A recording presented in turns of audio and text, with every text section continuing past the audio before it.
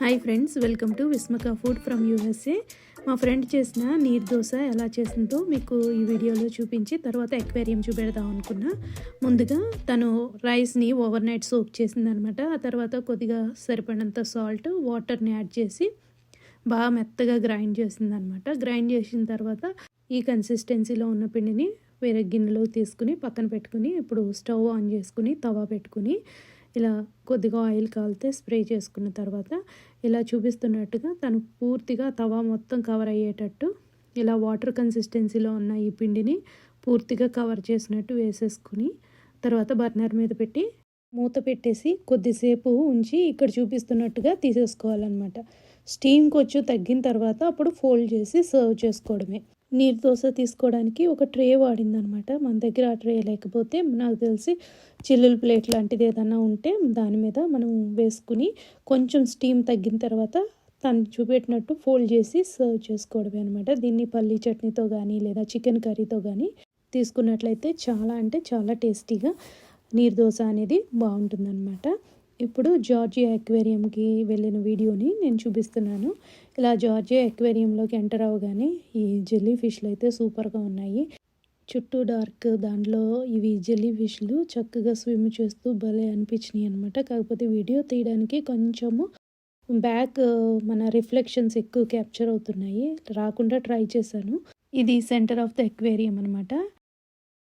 చాలా అంటే చాలా పెద్దగా ఉంది. దీనిలోంచి మనకి డిఫరెంట్ గ్యాలరీస్ ఉన్నాయి. కనిపించినటువంటి ట్రాపికల్ డైవర్ అని, అలాగే డాల్ఫిన్ షోకి ఎంట్రన్స్కి, అలాగే షార్క్స్, ఇలా రకరకాల థీమ్తోని గ్యాలరీస్ డివైడ్ చేసి పెట్టారనమాట. మనము ఒక్కొక్క దాన్ని చూసుకుంటూ కవర్ చేసుకుంటూ హాల్ నుంచే మళ్ళీ ఎంటర్ అవ్వాలన్నమాట వేరే దానిలోకి. ఇక్కడ చూపిస్తున్న ఈ బెలుగాస్ భలే ఉన్నాయి, పెద్ద పెద్దవి అనమాట, చాలా పెద్దగా ఉన్నాయి. అసలు అంత పెద్ద వాటర్ ట్యాంక్లో వాటిని ఎలా హోల్డ్ చేశారా అన్నది కూడా వండర్ లాగా అనిపించింది అనమాట. 2 విండోస్ లాగా ఒక్క సైడ్ మేము క్యాఫెటేరియాలోని కూర్చుని అక్కడ తిన్నప్పుడు అటు నుంచి కనిపిస్తుంది. తర్వాత మళ్ళీ మేము ఎగ్జిట్ అయ్యి వేరే సెక్షన్కి వెళ్ళినప్పుడు అటు నుంచి కూడా వేరే విండో కనబడుతుంది అనమాట. ఐ థింక్ 2 విండోస్లోంచి అటు నుంచి ఇటు నుంచి కూడా చూసేలాగా దీన్ని చక్కగా అరేంజ్ చేసి పెట్టారు. ఈ జార్జియాలో ఉన్నటువంటి అక్వేరియం ఏంటంటే అమెరికాలోనే లార్జెస్ట్ అక్వేరియం అనమాట. దీనిలోని హండ్రెడ్స్ ఆఫ్ స్పీషీస్ ఉన్నాయి. కొన్ని గ్యాలరీస్లో థౌజండ్స్ ఆఫ్ ఫిషెస్ ఉన్నాయన్నమాట. నేను ఇక్కడ చూపిస్తున్నవి స్టార్ ఫిష్లు. ఎంత కలర్ఫుల్గా ఉన్నాయి చూడండి. ముందే చూపించాను కదా బెలుగా వేల్స్, ఇవి వేరే విండోలోంచి తీసాను. చూసినప్పుడు ఇలా కనిపిస్తున్నాయి. అంతేకాకుండా ఈ అక్వేరియము డౌన్ టౌన్లో ఉందన్నమాట, అట్లాంటాలోని. ఇది కోకోకోలా కంపెనీకి పక్కనే ఉంది. ఇక్కడ కోకోకోలా కంపెనీ ప్లస్ అక్వేరియము ఇవి రెండు ఒకే కాంపౌండ్లో ఉన్నట్టు పక్క పక్కనే కనిపిస్తాయి. అదేవిధంగా ఈ కోకోకోలా కంపెనీ దానికి వెళ్దాం అనుకున్నాం కానీ ఇది చూడడానికి ఫుల్ డే తీసేసుకుందనమాట. అక్వేరియం ఫుల్ డే ఫన్ అనమాట. పిల్లలైతే సూపర్గా ఎంజాయ్ చేస్తారు. అక్వేరియం లోపలే ఫుడ్ కూడా ఫెసిలిటీ ఉంది. మేము పిజ్జా ఆర్డర్ చేసుకుని తిన్నాము. ఆ ఈటింగ్ ఏరియాలో కూడా పెద్ద పెద్ద లార్జ్ విండోస్ ఉన్నాయి. దానిలో కూడా ఫిష్లు బాగా కనిపించాయి. ఎంత బాగా అరేంజ్ చేశారంటే అక్కడ లోపలికి నేను జూమ్ చేయడానికి ట్రై చేశాను. ఆక్టోపస్ ఉంది పెద్దగా, చాలా పెద్దది. కాకపోతే దాంట్లో కొంచెము కెమోఫ్లాజ్ అయిపోయింది, దాంట్లో కలిసిపోయి కనబడట్లేదు అనమాట. నేను చూపెడుతున్న ఈ సీ డ్రాగన్స్ అనమాట. ఈ సీ డ్రాగన్స్ భలే ఉన్నాయి. ఇప్పుడు చూపించేవి నార్త్ పసిఫిక్లో ఉండేటువంటి పఫిన్స్ అంట. అవి మన పెంగ్విన్ కాంబినేషన్లో బ్లాక్ అండ్ వైట్తో ఉన్నాయి. అలాగే ఇక్కడ చూపిస్తున్న సీ లయన్స్ చూడండి, భలే స్విమ్ చేస్తున్నాయి వాటర్లో, పైకి కిందకి. పిల్లలైతే వాళ్ళ దగ్గర కూర్చుని ఆ బయట నుంచి చేతులు పెట్టి ట్యాప్ చేయడం, వాటిని చూడడం చాలా అంటే చాలా ఎక్సైటెడ్గా చూసారనమాట. అవి స్విమ్ చేయడం కూడా చాలా డిఫరెంట్గా చేస్తున్నాయి. ఈ అక్వేరియం అనేది అట్లాంటాలోని డౌన్ టౌన్లో ఉందన్నమాట. ఇది కోకోకోలా కంపెనీ పక్కనే ఉంది. దీనిలోని వేల్ షార్క్స్, అలాగే manta rays, beluga whales, dolphin show main attraction. అయితే దీంట్లో ఇక్కడ చూపిస్తున్నట్టు పెంగ్విన్స్ చూడండి, చాలా అంటే చాలా బాగున్నాయి. దానిలో ఒక చిన్న గ్లాస్ టన్నెల్ లాగా పెట్టారు. అక్కడికి కిడ్స్ వాక్ చేసి అక్కడికి దగ్గరికి వెళ్ళొచ్చు అనమాట. దీనిలో ఓషియన్ వయాగర్ అనే ఎగ్జిబిట్ టన్నెల్ ఉంది. ఆ టన్నెల్లోకి మనం ఇలాగా ఎంటర్ అయిన తర్వాత బెల్ట్ మీద మనం నుంచుంటే ఆ బెల్టే మనల్ని ముందుకు తీసుకెళ్తుందనమాట. మనం వాక్ చేయకుండా బెల్ట్ మీద నుంచుంటే అదే స్లోగా మనల్ని ముందుకి తీసుకెళ్తుందనమాట. కావాలంటే వాక్ చేయొచ్చు కూడా పక్కన.